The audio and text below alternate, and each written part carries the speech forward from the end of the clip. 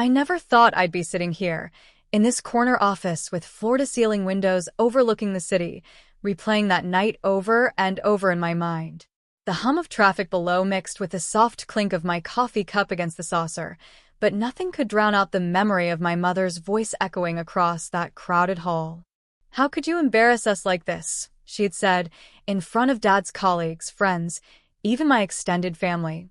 My stomach had dropped, my hands had trembled, and my heart, well, it had shattered into pieces I didn't know how to pick up.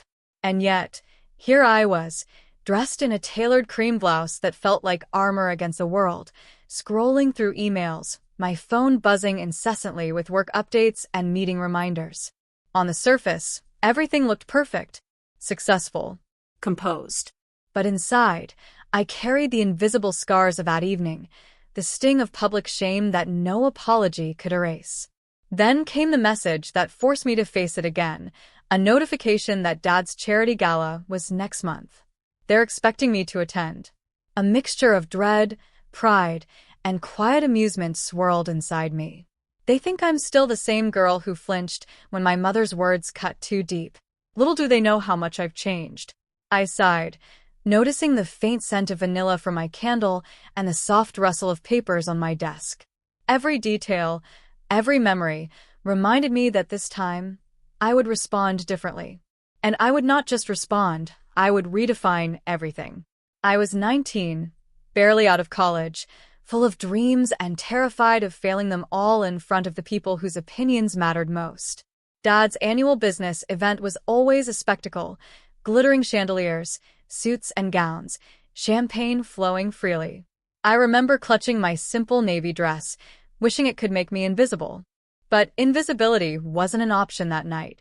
My mother's eyes scanned the room, sharp as a hawk, and when they landed on me, the words came like daggers. "Do you really think you belong here? Look at you. Barely working, barely trying," she said, loud enough for half the room to hear.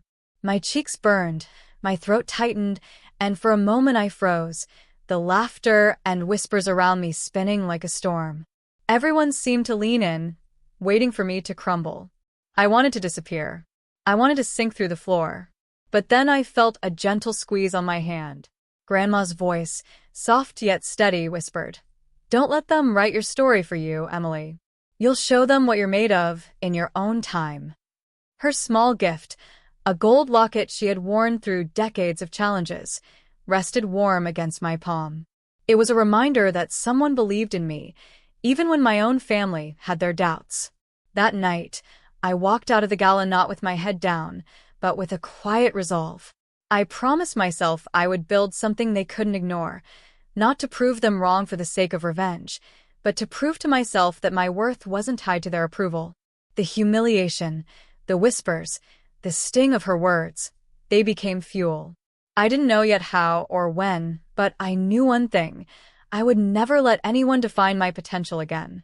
That single evening, amidst the glitter and judgment, I planted the first seed of the life I was about to create, one that would not just survive, but flourish. After that night, I made a promise to myself and held it tighter than any fear. I moved out of the apartment I had shared with my college friends and rented a tiny studio in the city, its walls bare, its floors creaking, but it was mine, a canvas for what I was about to create. I enrolled in online courses, stayed up past midnight teaching myself skills that no one in my family valued, and sent out resumes with trembling fingers, hoping someone, anyone, would see potential where my mother saw incompetence. It wasn't easy. Every rejection felt like a replay of that night. The laughter, the judgment, the disappointment, but I kept going. I found a mentor, a woman named Claire, who saw the spark in me when everyone else only saw a scared young woman fumbling through life. She believed in teaching me the ropes of business, of negotiation, and more importantly, of self-worth. "Don't shrink yourself for anyone," she told me one evening over tea in her sleek loft. "Your time is coming, Emily. Make it unstoppable." I worked tirelessly, long nights punctuated by the soft glow of my laptop and the hum of the city outside. I faced doubt, exhaustion, and those quiet moments of wondering if I was capable at all. But slowly, Piece by piece, I built something tangible. My first client, small, modest, but mine, felt like a victory parade. The first profitable sale brought a flutter of disbelief and pride. And each step forward was carefully hidden from my family. They didn't need to know how quickly I was climbing, how skillful I was becoming, how unstoppable I truly was. I learned to blend invisibility with strategy. On social media, I posted just enough to seem ordinary, avoiding anything that might trigger questions or jealousy. At family calls, I laughed lightly, spoke sparingly, kept the veil of normalcy. Yet inside, I was quietly rewriting the story they had tried to define for me. By the time I hit my mid-20s, I had secured a small but profitable portfolio, invested wisely, and built a team that respected my vision. My work was no longer just about survival. It was about creating a legacy. Every late night, every whispered word of encouragement from Claire, every challenge I conquered in silence had shaped me into someone they could no longer underestimate. And all of it, was just the beginning. I had learned the most valuable lesson. Power was not loud or reckless. It was deliberate, confident, and quietly transformative. I was ready for the day they would see me, not the girl they had shamed, but the woman I had become. The day of the event finally arrived. Dad's new charity gala, an even grander affair than the one years ago, was buzzing with people in elegant gowns and sharp tuxedos. I arrived, not with hesitation, but with quiet confidence. I wore a tailored black dress that hugged just enough, heels that clicked softly against the marble floor, and a calm smile that masked the storm of anticipation inside me. My mother's sharp eyes found me almost immediately, and for the first time, I felt no fear, no pangs of that old shame. The family, of course, expected the same timid girl who had trembled under their scrutiny. But as they followed me into my private reception room, a space I had arranged as a small exhibit of my career achievements, they were met with something entirely unexpected. The walls displayed framed articles highlighting my projects, my company logo elegantly embossed on a plaque, and a sleek digital slideshow running quietly on a screen, showcasing client successes and awards. Expensive abstract art I had collected adorned the room, soft lighting accentuating the warmth and sophistication of the space. I let them take it all in, letting silence speak louder than any words. I watched my mother's eyes widen, the subtle tightening of Dad's jaw, the half-hidden astonishment in my younger cousin's glance. They were trying to reconcile the image before them with the memory of the shy, embarrassed girl they had once dismissed. Finally, I spoke, my voice steady, deliberate. "Welcome. I thought you might like to see what I've been up to all these years." I gestured toward the screen. "This company, it's mine. I built it from the ground up. My team respects me. My clients trust me. And yes, I am financially independent, more than capable of handling my own life without anyone's approval." The room froze. My mother's lips parted, as if she were trying to form words, but nothing came out. Dad leaned forward, finally finding his voice, but it was tinged with disbelief. "Emily, this? I had no idea." I smiled softly, letting them feel the full weight of the revelation. "You didn't need to know," I said. "I had to do it for me, not for you. But now you see who I really am. Not the girl you shamed publicly, not the one you underestimated. The truth is, I was always capable of more than anyone thought, including myself." The impact was immediate. Gasps, widened eyes, subtle murmurs, all the echoes of the past colliding with the reality of my success. I felt a strange mixture of triumph and serenity. I hadn't come to humiliate them in return. I had come to reveal that the past no longer held power over me. Every subtle detail in the room, the polished desk, the gleaming awards, the quiet hum of accomplishment, told a story of resilience, of hidden victories, of strength forged in silence. They had seen me shamed once. Now they saw me unstoppable. And for the first time in years, I felt entirely, unequivocally in control. The room was quiet, heavy with the weight of realization, but I wasn't finished. I had the upper hand now, and with it came a choice: how much of my life I would share, how much I would allow them to see, and under what terms. I looked at my mother first. Her eyes, still sharp but now tinged with vulnerability, met mine. "You all see me now," I began, my tone calm but firm. "But respect, trust, and reconciliation aren't automatic. If you want to be part of this chapter of my life, there are conditions."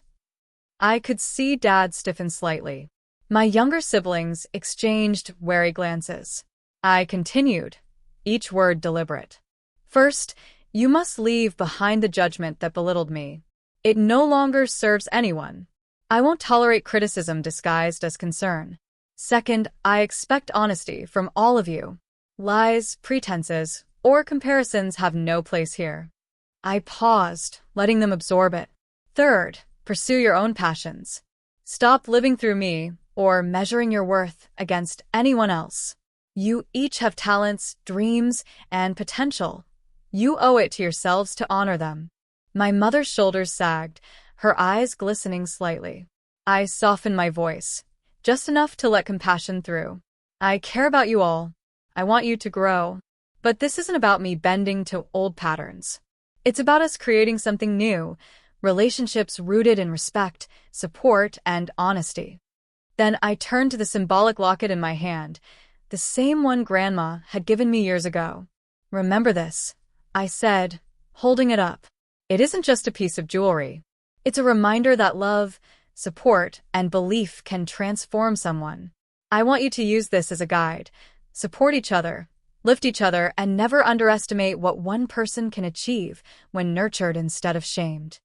The tension in the room began to shift. Their expressions softened. There was hesitation, yes, but also recognition. They understood that this wasn't punishment, it was a roadmap. A chance to rebuild, to redefine, to step into versions of themselves they had neglected while holding me back. I could feel the energy in the room change. The power dynamic was no longer about fear or shame. It was about choice, responsibility, and growth. I wasn't just demanding change. I was offering the opportunity for redemption, for healing, for real connection. And for the first time, I realized I didn't need to carry the burden of their judgment anymore. I had given them the key, but only if they chose to unlock it themselves.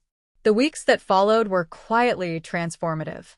My family began to change, not overnight, but in small, meaningful ways. My mother, once sharp-tongued and critical, started asking questions about my work, listening genuinely without judgment. Dad, who had always measured success in appearances and social approval, began to reflect on his own choices, supporting my siblings' endeavors without comparison or expectation. My younger sister enrolled in art classes she had long put off, and my brother finally started the business he had dreamed of, emboldened by the knowledge that achievement didn't have to be defined by parental validation. I watched all of this with a sense of calm pride. The pain I had endured, the nights I spent doubting myself, the humiliation I had carried, they were all part of the foundation for the woman I had become. I realized that empowerment wasn't about revenge. It was about reclaiming your story and giving others a chance to redefine theirs. One evening, I held the small gold locket from Grandma again, tracing its delicate pattern with my fingers. It had been my talisman through every challenge, a reminder of belief and perseverance. Now, it symbolized more than personal resilience.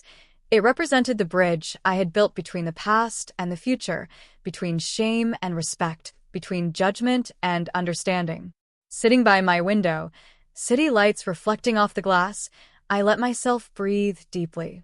I had faced the moments that once held power over me and turned them into milestones of independence. I had honored my pain, nurtured my growth, and created a life that was authentically mine. And in that stillness, I whispered a line I knew would carry me forward. I am not defined by their doubts. I am guided by my own strength, and I am unstoppable. That night, I finally felt entirely whole, not because they had acknowledged me, but because I had acknowledged myself.